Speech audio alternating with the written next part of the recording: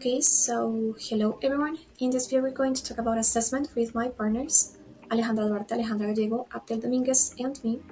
So we have prepared two interviews with two teachers from different educational institutions in order to understand different points of view and the importance of assessment in our classes. So the most common assessment that we have seen is the summative assessment that is designed to evaluate the overall student learning at the end of an instructional period with final exams, with standardized tests, and we also have the formative assessment that, in my opinion, is the most appropriate one to assess the students because it emphasizes the ongoing feedback and aims to nurture the learning process rather than simply measuring its outcomes. So, this approach acknowledges that the learning is a continuous journey and the assessment should serve as a constructive tool in order to identify the strengths and the area of improvement for all the students in the classroom. So now that we know a little bit more about the summative and formative assessment, we are going to continue with our interviews. Well, hello everyone, and welcome to this part of our presentation today.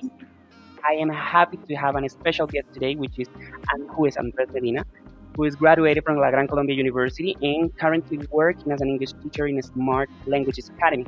How are you, Andres? Welcome. Hello, Abdel. Good evening. I'm doing very good. Thank you so much for having me.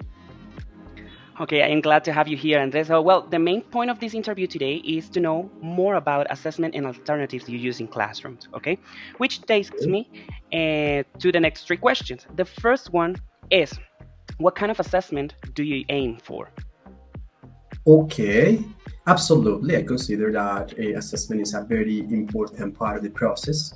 However, I consider this concept a very subjective one because it's sometimes difficult to size people's knowledge. However, the method that I use normally in the place where I work is based on learning objectives. I strive for an approach that allow me assess based on competences, focusing on accuracy and how assertive the student can be, especially. Perfect. Andres, thank you so much. This is important regarding how assessment it is in classroom, okay? Which takes me to the next question, which is how do you evaluate your students? Well, using several methods like traditional one, like quizzes, exams, presentation, and even class participation. Nevertheless, in order to be more precise for assessing the competences and learning objectives, I rather applying quizzes, especially focus on speaking production, based on different criteria like comprehension and task completion, that students can understand questions and respond in an assertive way. That's like the most relevant things, and also grammar usage, vocabulary, pronunciation, and fluency depending of the level, of course. Excellent, Andres. I consider that evaluation it is important nowadays in institutes and schools because from evaluation, we know how students are improving their skills as in a second language acquisition, right? The last question I would like to ask you is, do you consider your evaluation as an alternative one or as a traditional one? That's an interesting one. I would say that both traditional and alternative method because, well, we use a traditional evaluation, include standardized quiz tests and quizzes and exams, but on the other hand, also alternative evaluations that involve projects, portfolios, presentations, contact with technology, social media. So in order to emphasize the real world application. So I guess that is a mix between both approaches. Excellent. Andres, that's awesome. Thank you so much for sharing this space to us today and your knowledge as well. I mean, I consider that evaluation and assessment it's something important nowadays here. And now Colombia is like giving us like the way they are improving bilingual stuff here. So it is important to remark everything that you are trying to say and everything you are sharing us. Thank you so much. I wish you the best in your professional field and have a great night. My pleasure. You're very welcome.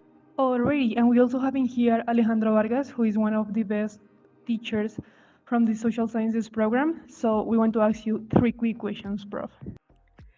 What kind of assessment do you aim for in your classes? Well, actually, I consider that the evaluation is the principal moment of the class. So when you prepare your curricular practice in your professional behavior like a professor.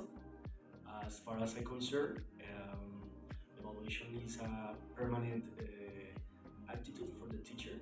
In all moments, the teacher will be prepared for the taking notes or um, I forgot this word, but pay attention for the persons and the reality, and the problems, the different situations that's happening in class. Okay, now, how do you evaluate your students?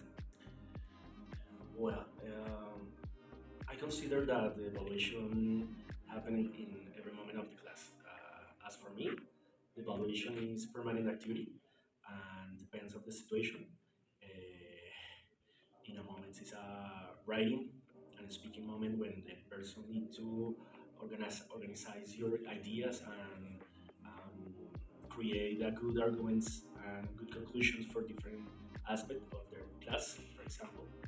And another moments of the class we could be do another activities, for example, exposition or made different types of pedagogical material with different purposes, but always with the purpose of the improve the knowledge, with the idea that evaluation is not the most important thing, or maybe it's the most important thing, but no depends of the number that you consider like a teacher to different students.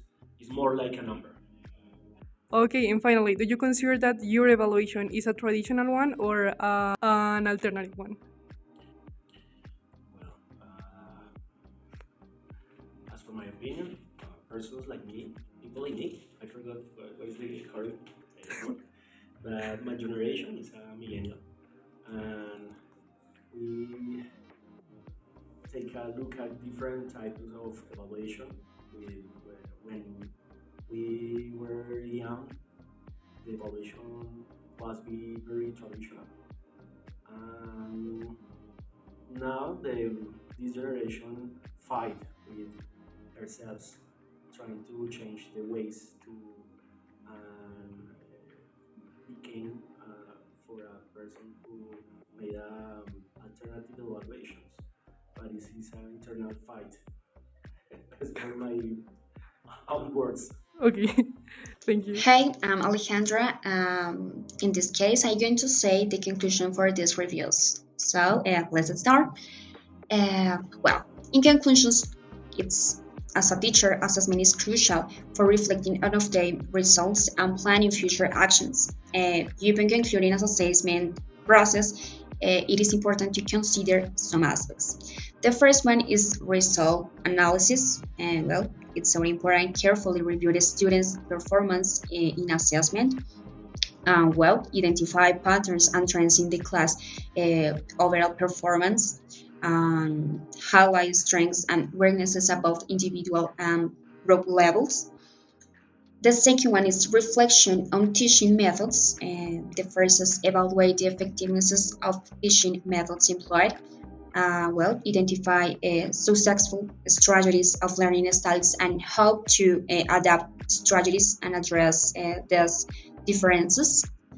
Well, finally, as in concluding, as a teacher, assessment involves a reflective and approach analysis. It provides opportunity for improvement, adjustment of pedagogical approaches from promotion and of students' growth, well, and contribution to the ongoing professional development as an educator.